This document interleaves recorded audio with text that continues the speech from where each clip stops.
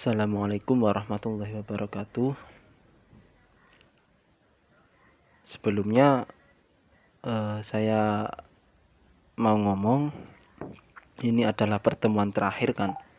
Pertemuan terakhir sebenarnya minggu kemarin itu sudah pertemuan terakhir. Hari Sabtu kemarin sudah penutupan magang. Namun saya masih ada utang satu yang hari pertemuan pertama yang saya izin tidak masuk sakit, dan hari ini pertemuan ini saya sahur utang saya yang kemarin yang hari pertama. Berarti untuk pertemuan kali ini masih bersama saya, masih saya yang menerangkan tentang akidah akhlak. Dan untuk bab yang keempat ini adalah bab terakhir. Ini menjelaskan tentang Utsman bin Affan dan Ali bin Abi Thalib, ya kan? Ini sebenarnya akidah akhlak yang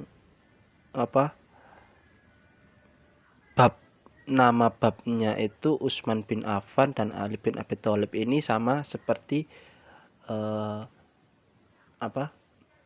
SKI, sama seperti SKI, tapi ya kan yang dibahas di sini itu adalah perilaku beliau, perilaku Utsman bin Affan, perilaku Ali bin Abi Thalib, ya kan? Bukan tentang sejarah kehidupan Utsman bin Affan, bukan tentang masalah Abbasiyah, masalah gini Umayyah, bukan.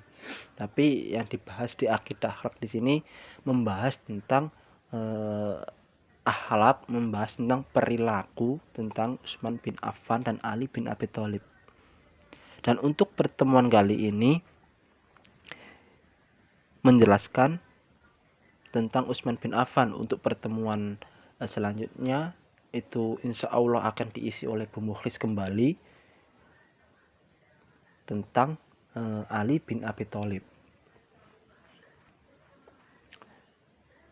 Yang pertama ini ada biografi Utsman bin Affan.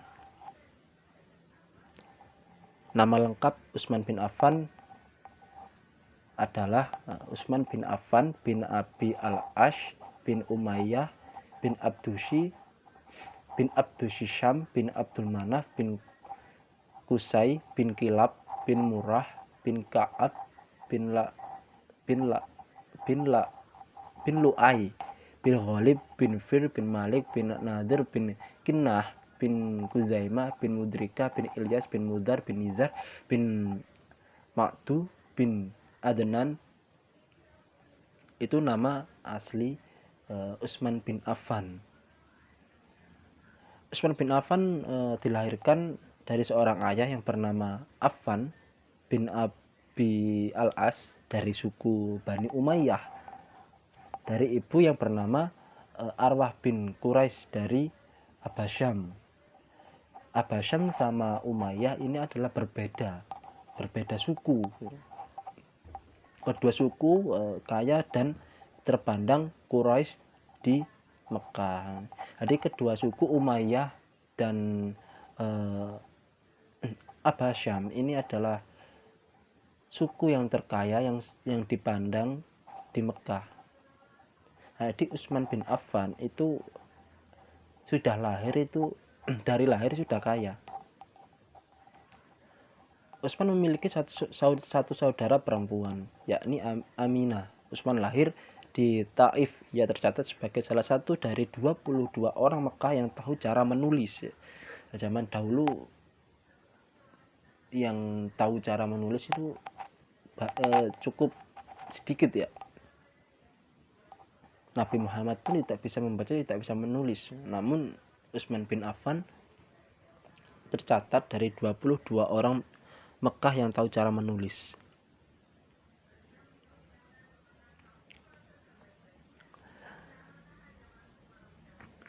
Utsman bin Affan adalah sahabat Nabi dan juga khalifah ketika dalam Khulafaur Rasyidin. Beliau dikenal sebagai pedagang yang kaya raya dan handal dalam bidang ekonomi. Utsman bin Affan adalah khalifah yang ketiga. Yang pertama ada Abu Bakar, yang kedua Umar, yang ketiga Utsman bin Affan, terus yang keempat Ali bin Abi Thalib. Dan Utsman bin Affan ini sudah yang saya jelaskan di atas, adalah anak dari keturunan dari keluarga yang kaya raya. Namun dengan kaya rayanya beliau itu tidak sombong. Biasanya orang-orang kaya, orang-orang itu kan sombong dengan hartanya. Namun Utsman bin Affan di sini kaya, tapi beliau sangat dermawan, banyak membantu ekonomi yang diberikan kepada umat Islam di awal dakwahnya. Dia mendapatkan julukan sebagai Zun Nurain, yang berarti dua cahaya. Julukan ini didapatkan karena Utsman telah menikahi putri kedua dan ketiga dari Rasulullah. Jadi Utsman bin Affan itu mendapatkan julukan dua cahaya. Kenapa kok bisa diartikan dua cahaya? Karena yang dinikahi ini adalah dua cahaya. Yang maksud dua cahaya ini adalah putri Rasulullah. Kedua-duanya ini putri Rasulullah yang dinikahi Utsman bin Affan. Yang pertama itu ada Ruqayyah, dan yang kedua itu ada Ummi Kulsum. Itu secara singkat dari Utsman bin Affan. Terus yang kedua ini masuknya Utsman bin Affan ke agama Islam. Utsman bin Affan masuk Islam atas ajakan Abu Bakar. Jadi Utsman bin Affan ini mlebu Islam karena diajak Abu Bakar, sing termasuk golongannya as-sabiqun al-awwalun. Golongan pertama-tama yang masuk Islam. Rasulullah sendiri menggambarkan Utsman bin Affan sebagai pribadi yang paling jujur dan rendah hati di antara kaum muslimin. Terus yang ketiga ada sikap kedermawanan Utsman bin Affan pada saat perang. Itu ada berkecamuk, di mana Rasulullah SAW memimpin perang. Utsman dipercaya menjabat wali kota di Madinah. Pada saat perang itu Rasulullah ngutus Utsman bin Affan sebagai wali kota Madinah. Pada saat itu kan sangat dermawan karena Rasulullah mempercayai Utsman bin Affan adalah seorang yang sangat dermawan. Beberapa sikap kedermawan Utsman sebagai berikut. Yang pertama, saat perang Tabuk, Utsman memberikan 950 ekor unta dan 70 ekor kuda, ditambah 1000 dirham sumbangan pribadi untuk perang Tabuk. Yang B ada Utsman bin Affan membeli mata air yang bernama Rumah dari seorang laki-laki suku Ghifar seharga 35 dirham. 35.000. Yang ketiga ada masa pemerintahan Abu Bakar. Utsman juga pernah memberikan gandum yang diangkut dengan 1000 unta yang membantu kaum miskin yang pada saat itu menderita, yang kering. Yang keempat ada masa kepemimpinan Utsman bin Affan sebagai khalifah. Yang beberapa prestasi yang dimiliki Utsman itu ada pertama, melakukan perluasan Masjidil Haram dan di Mekah dan Masjidil Nabawi di Madinah, karena semakin ramai umat Islam yang menjalankan rukun kelima. Tadi memperluas Masjidil Haram dan Masjidil Nabawi. Pada masanya nomor 2 itu ada pada masanya khutbah Idul Fitri dan Idul Adha didahulukan sebelum sholat. Begitu juga azan pertama dalam sholat Jumat. Utsman bin Affan mencetuskan ide polisi keamanan bagi rakyat, membuat bangunan khusus untuk mahkamah dan mengadili perkara yang sebelumnya dilakukan di masjid. Ya mungkin kurang lebihnya masa kepemimpinan Utsman bin Affan seperti itu, kan.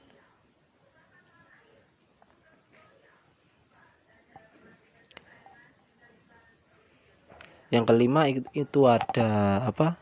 Sikap dan keteladanan Utsman bin Affan. Utsman salah seorang sahabat yang dermawan. Ya diberi julukan Zunnurain karena menikahi dua orang putri. Gelarnya yang lain adalah Sahib al-Hijratain karena pernah mengikuti dua kali hijrah, yakni Ethiopia dan Madinah. Sikap dan keteladanan sahabat Utsman bin Affan sebagai berikut.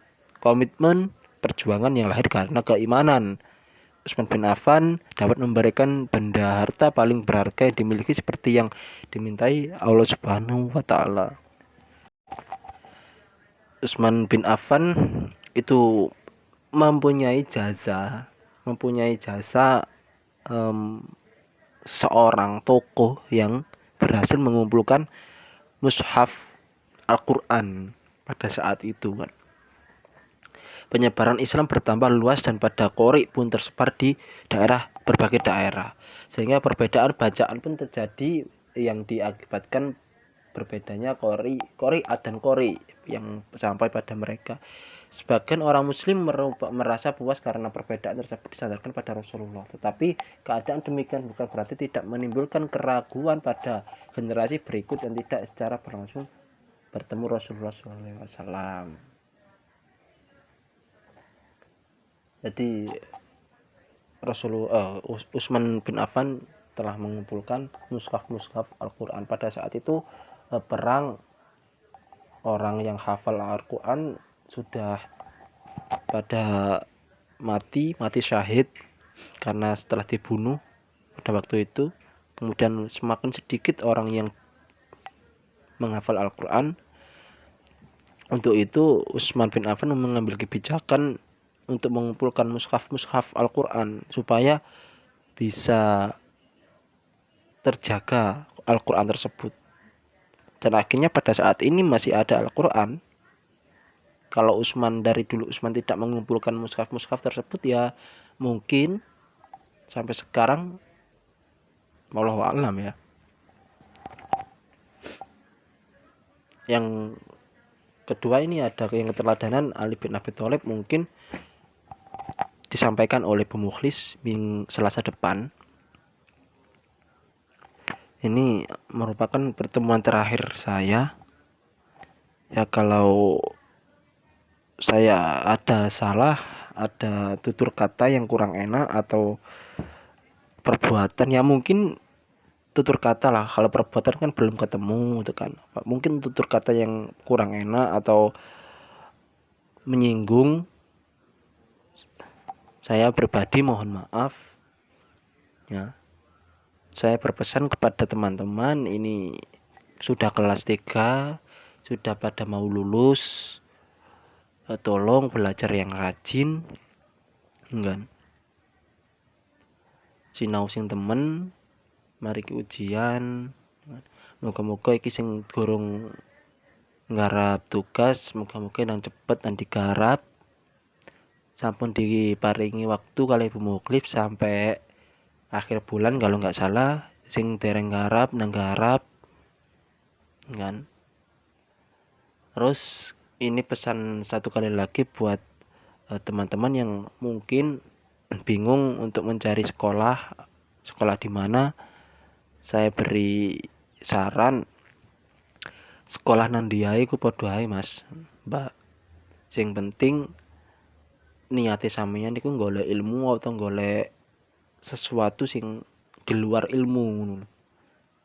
Mungkin sampean golek sekolah api tujuane mau golek cewek ayu, golek arek ganteng, wis ora bedane Mas. Mending sampean sekolah ya kan. Sekolah nang diae, masih sekolah nang swasta, sekolah nang negeri ku padha ae lek sampean temenan niate, ya kan.